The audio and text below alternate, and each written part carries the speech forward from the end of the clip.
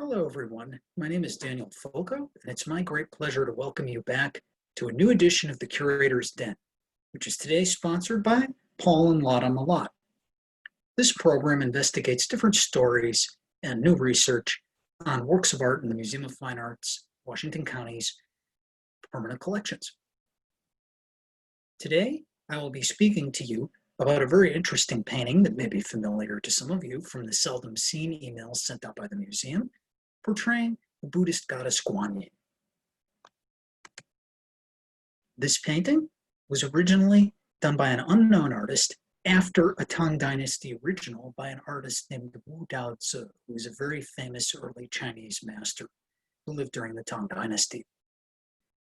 The example in the Museum of Fine Arts was done between the 17th and the 18th centuries, and it was created using ink and pigment on silk, and it was a gift of Mr. and Mrs. Augustus Smithson Tack. I will tell you more about that later on in the program. But before we get there, I'd like to just orient you to a religion that is very important and is today the world's fourth largest religion, and that is Buddhism. This map shows the predominance of various Buddhist sects. The one that we will be looking at and focusing on today is the sect of Mahayana Buddhism. But to begin with, Buddhism was founded by a prince in the 6th to 5th centuries BCE, a man named Siddhartha Gautama, who is the historical Buddha. And Buddha, literally in Sanskrit, means the awakened or enlightened one. He lived in what is today India. And gradually, as time went on, his religion would spread north to different parts of Asia, particularly China, with the opening first of the Silk Road during the Han Dynasty, roughly 202 BCE to 220 CE. It was more fully transmitted north during the chaos and uncertainty of the Northern and Southern Dynasties period, roughly 420 to 589 CE. As time went on, you also had the development of different sects. The two largest that exist today are shown in red here, Theravada, which literally in Sanskrit means school of the elders, and then Mahayana, the one that relates to the Guanyin painting I will be discussing. Mahayana translates from Sanskrit to literally the great vehicle. You also have one called Vajrayana.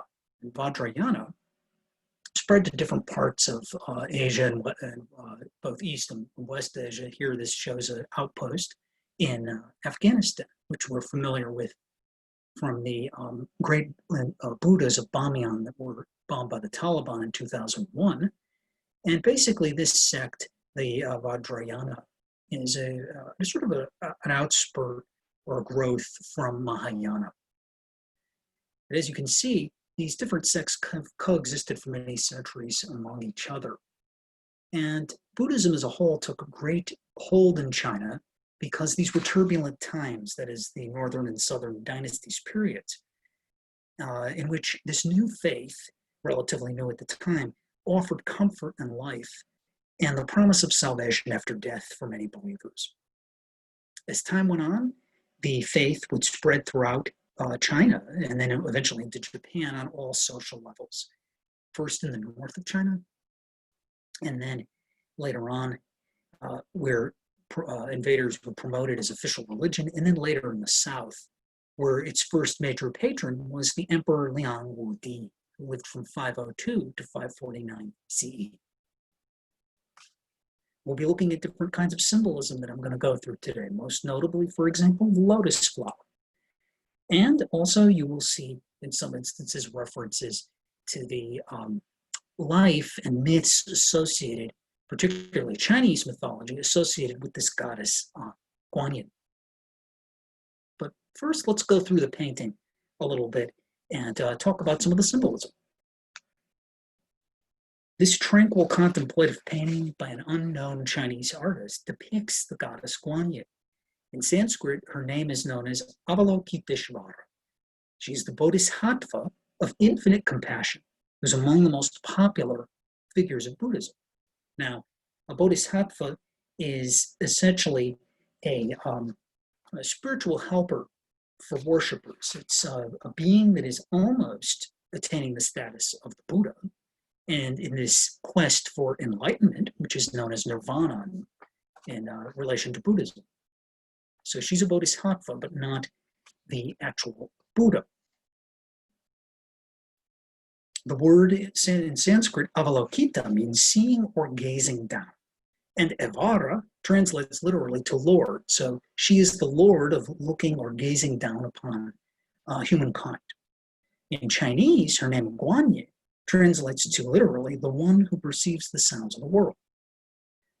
Guanyin is often referred to as the most widely beloved Buddhist divinity, who had miraculous powers to assist all those who pray to her, as is mentioned in the important Buddhist texts, specifically the Lotus Sutra and the Karhan-Davyuha Sutra. In this composition, you'll note that she floats on a cloud-shaped rock, and she crosses her hands in a gesture of devotion. This meant to connect to and relate to believers themselves who would have been looking at this painting as an aid to prayer. Literally, she is a bodhisattva, that is an awakened being. She's a divine entity on the path, as I mentioned before, to becoming one with the Buddha. And another one of her roles was to assist living beings in attaining that state of enlightenment or nirvana. Here she's portrayed as a life-size figure, and she's dressed in a graceful flowing blue robe that is embellished with gold folds and different embroideries. I'll zoom in here so you can see the beautiful details on this painting. According to Chinese Buddhist tradition, her acolyte, down below, a little boy named Shanzai, in Sanskrit his name is Sudhana, came to visit her while she was meditating on Mount Putuo, which is today an island located in Hangzhou Bay, near this famous city of Hangzhou, southeast China. He is shown standing on top of a lotus petal in the composition, a sacred flower in Buddhism, and in particular represents spiritual purity, the wholeness of creation, and cosmic harmony. In Buddhism, its stem is the axis of the entire world. Note up above that there's a dove very gracefully flying and carrying in its beak a rosary used for supplication. And in Sanskrit, this is called the japamala, or prayer beads. Sudhana, or Shanzai in Chinese, was the young boy whose auspicious birth enabled him to set forth immediately on a quest for spiritual enlightenment. Both figures in the composition are adorned with elaborate blue and gold halos that accentuate their sacred status. Here's the halo surrounding Guanyin with her elaborate headdress.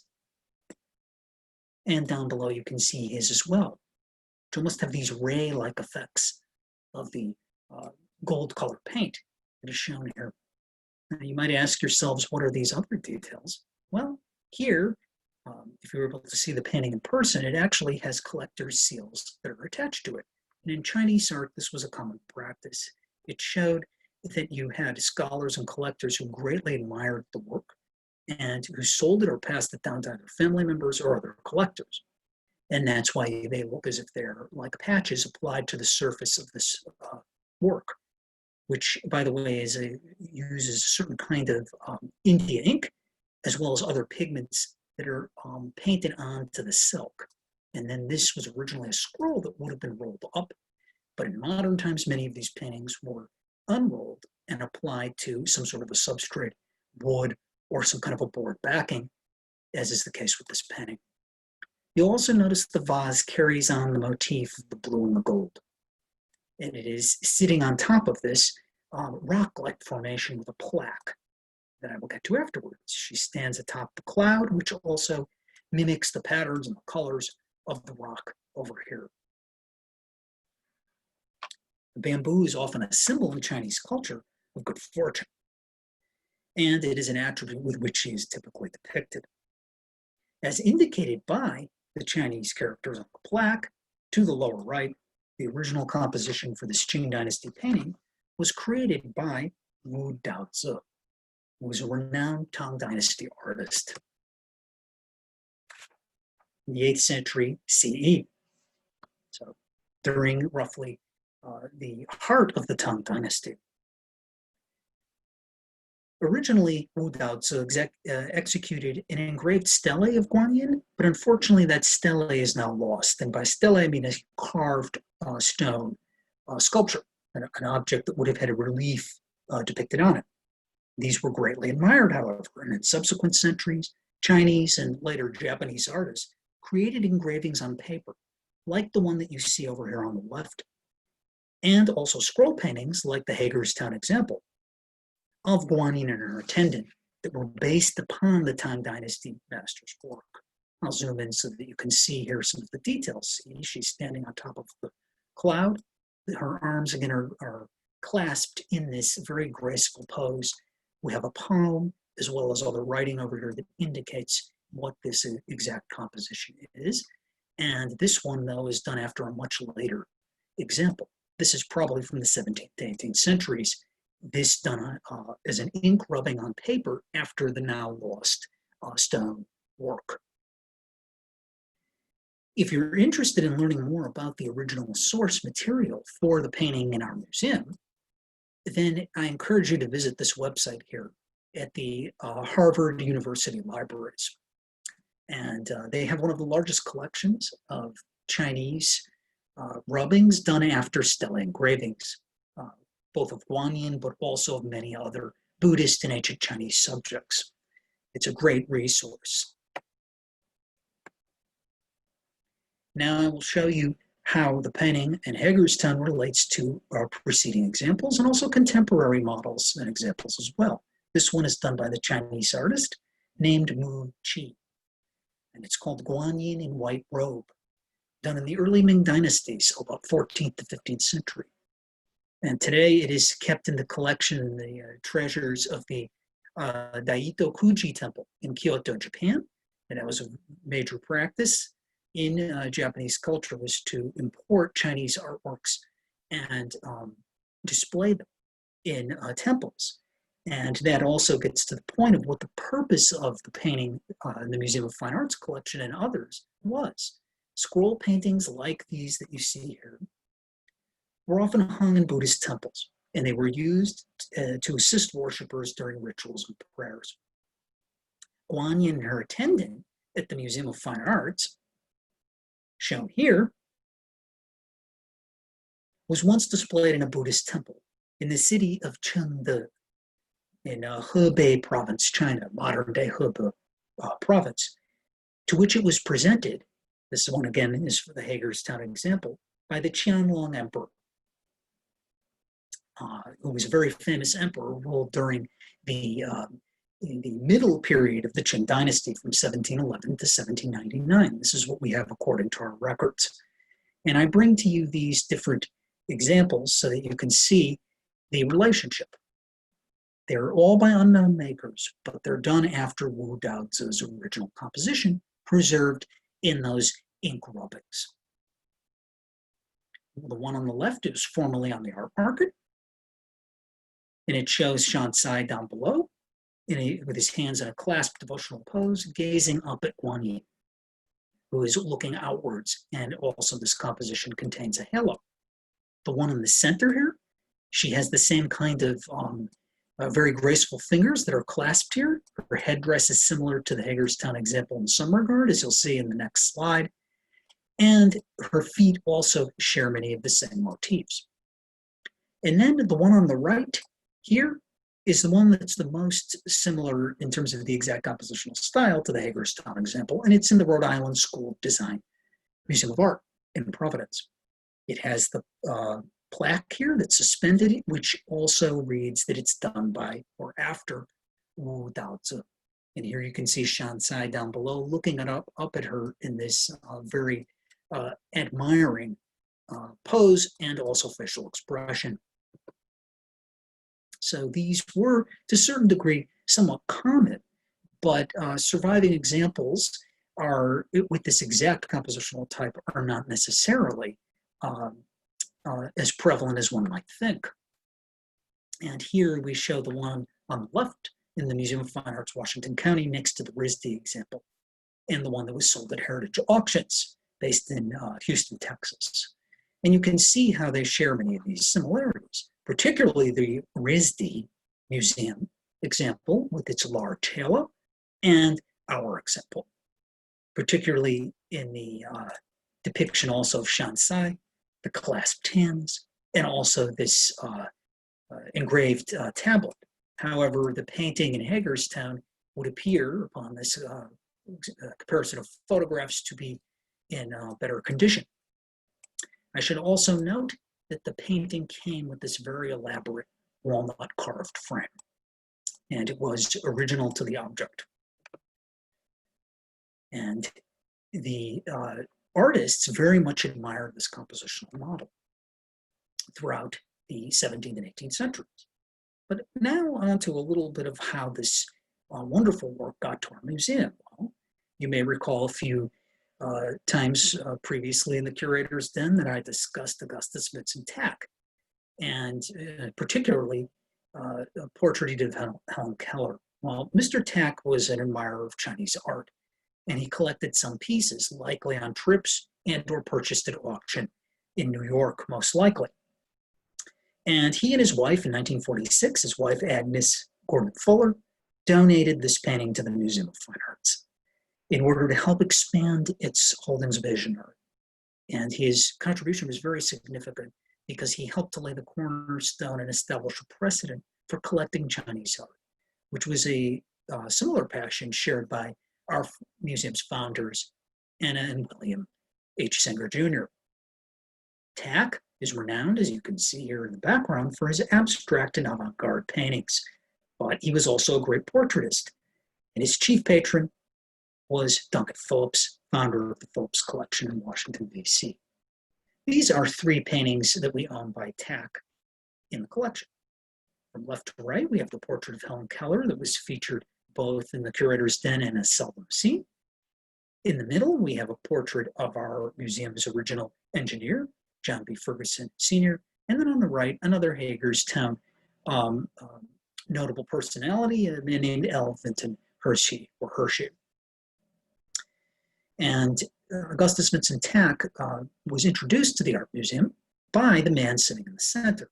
He was also, to a certain degree, friendly with Helen Keller, and he also knew Mr. Hershey on the right because he was associated with our community in Washington County, and more specifically Hagerstown, through the introduction of Mr. Ferguson to our community. And Tack also was granted the status of honorary trustee in the 1940s and served for a period of time on the board. Here we have one of his abstract compositions, that is Tack, from 1931, that's held by the Phillips Collection. And you can see how different this style was, an aspiration from his finished portraits that he was most famous for, particularly of depicting the likes of Dwight D. Eisenhower and also Harry Truman. But back to the Guanyin painting. And specifically, it was very interesting discovering recently that this work of ours was published in a very important series of lectures that later became essays that were given at the Art Institute of Chicago by a man named John Calvin Ferguson. And John Calvin Ferguson was a noted collector and scholar of Chinese art. He included this in his 1918 publication in talking about the principles of Chinese painting and specifically about the importance of Guanyin in the history of Chinese art. Now, at the time, he believed that this was originally one of the originals done by Wu Daozi way back in the 8th century CE. However, when we look at the painting in more detail and compare it to contemporary examples, we can see now that it was done after Wu Daozi's original and come to the conclusion that it is done, as we say in art history, after the fact. But nevertheless, the work is still very interesting. And he provided the basic interpretation and analysis of the scene's iconography. Ferguson is a key figure in the 20th century Western scholarship on Chinese art, and he published extensively on the subject, particularly on Chinese paintings and bronzes. As a young man, Ferguson was posted to a Methodist mission in the city of Zhenjiang which is today in Jiangsu province. Jiangsu province is most famous for the city of Nanjing, which is the capital. He held many positions, including as a government advisor to Chinese officials in many different capacities. He lived and worked in different parts of China, including Nanjing, Peking, and Shanghai, a city in which he owned one of the newspapers. During the 1910s, Ferguson procured numerous Chinese works for the Met, and specifically by that I mean the Metropolitan Museum of Art, and he later became a donor to that museum. He joined forces also with Charles Lang Freer and collaborated with him on acquiring works that would form the basis of Mr. Freer's Gallery of Art, which is one of our most renowned collections of East Asian, Islamic, American, and other decorative arts in the nation's capital. And it would evolve in many ways as time went on. So Ferguson was really a key figure. And I was very excited to discover that our painting was included in his 1918 lectures. Now, at the time in 1918, it was not clear based upon the text exactly where this painting was located. It's possible that it was on the art market, and because Mr. Ferguson was procuring works of art for collectors as well as museums, it is possible that it was in the hands of a dealer. However, further research that I undertake may determine the exact provenance of it. Somehow, it got to Mr. Tack between 1918 and roughly the early to mid-1940s. I also want to share with you that it was featured just after it arrived at the museum in our bulletin. And this was volume 12, the summer edition of 1946, authored by then director John Richard Kraft. And as you can see, it was the cover feature. And inside this pamphlet, the director, Dr. Kraft, discussed the painting's imagery and also points out to us that it came in a custom-made dark, heavy walnut frame. So it is thanks to the legacy of Augustus Vincent Tack that this painting forms a cornerstone of our collection of Chinese and more broadly Asian art. Thank you very much for joining me today in this discussion, and I look forward to seeing you in a future edition of the Curator's Den, in which I will discuss an attributed painting and new research that I've conducted on a work called Portrait of a Gentleman, age 70, done in 1572, very likely by the artist from Cremona, Italy, Bernardino Campi. Thank you for joining me, and I look forward to seeing you next time. Bye for now.